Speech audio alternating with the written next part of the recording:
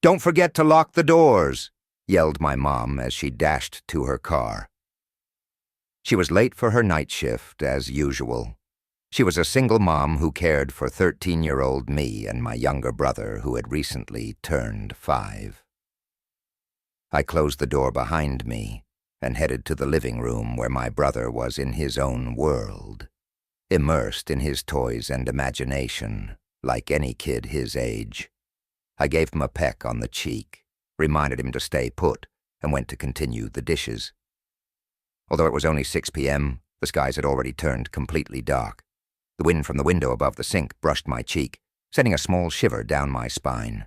It was awfully chilly tonight. I heard my brother mumble something in the living room behind me.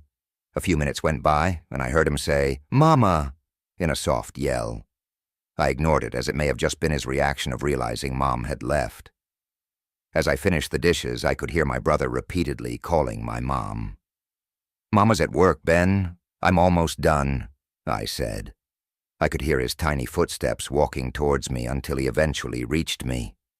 Mama's here," he said. His little hands took mine and tried to pull me into the hallway where the rooms were. Okay, let me check," I told my brother. I slowly walked towards the rooms. "Mom, are you here? I didn't hear you go through the front door," I yelled out. Complete silence. I turned around to head back to my brother, who was at the other end of the hall, anxiously waiting for me. "See Mom's naughty." Mid-sentence, I saw what seemed like a figure of my mom walk past me from behind in the corner of my eye. I've memorized my mother's appearance numerous times over and over from how long we've been together since my dad left. I could recognize her from far away, her long clipped-up hair, or by the smell of her sweet cologne. I could hear a whisper from the bedroom, "Angelica, Ben, in hurry." I hear my brother's giggles from the hallway as he made a wide grin and yelled, "Mama!" I ran towards my brother, grabbed him and my phone as we darted out the door. As we headed toward the neighboring house, the news from a few days ago played in my head. "Lock your doors and don't be fooled. They lurk in the shadows.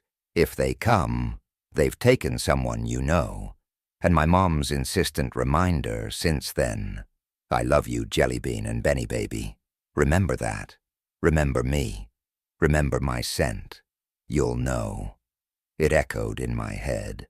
My mom never called us by our names. She always had her sweet cologne on, even at home. Mimics.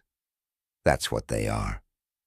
"It's just you and me now, Ben," I said to my brother.